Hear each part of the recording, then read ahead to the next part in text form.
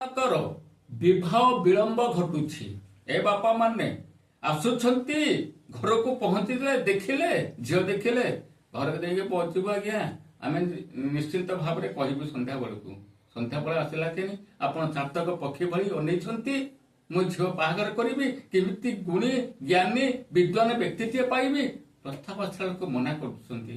ଏ ବାପା ମାନେ ମନେ ରଖିଥାଅ, ଯେଉଁ ପୁଅ ଝିଅଙ୍କର ବିବାହ ବିଳମ୍ବ ଘଟୁଛି, ବିବାହ ହେଉନାହିଁ, କାହାର 25 ବର୍ଷ ହେଇଯାଉଛି, କାହାର 28 ବର୍ଷ ହଉଛି, କାହାର 29 ବର୍ଷ ହଉଛି, ଆପଣ ଗୋଟେ କାମ କରନ୍ତୁ, ଗୋଟେ ମନ୍ତ୍ର ମୁଁ କହୁଛି, ଏ ମନେ ରଖିଥାନ୍ତୁ।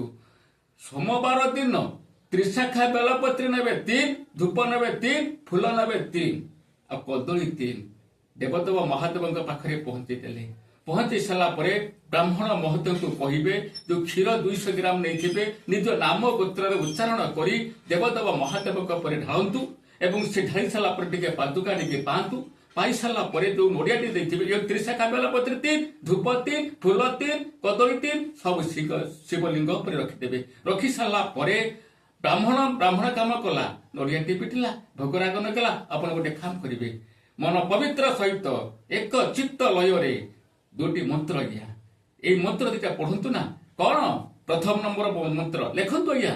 1 ନମ୍ବର ମନ୍ତ୍ର, ହେ ଗୌରୀ ଶଙ୍କରାର୍ଦ୍ଧିଂ ଯଥା ତଂ ଶଙ୍କର ପ୍ରିୟା ତଥା ମାଂ କୁରୁ କଲ୍ୟାଣୀ କାନ୍ତମ କାନ୍ତମ ସୁଦୁର୍ଲଭମ୍। ଉପରୋକ୍ତ ମନ୍ତ୍ରଟିକି 5 ଥର ପଢନ୍ତୁ।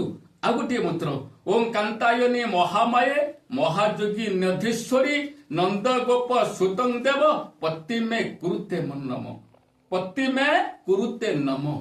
ଏଇ ଯୋଉ 2ୟ ନମ୍ବର ମନ୍ତ୍ରଟି ଗୋଟିଏ ଥର ପଢନ୍ତୁ।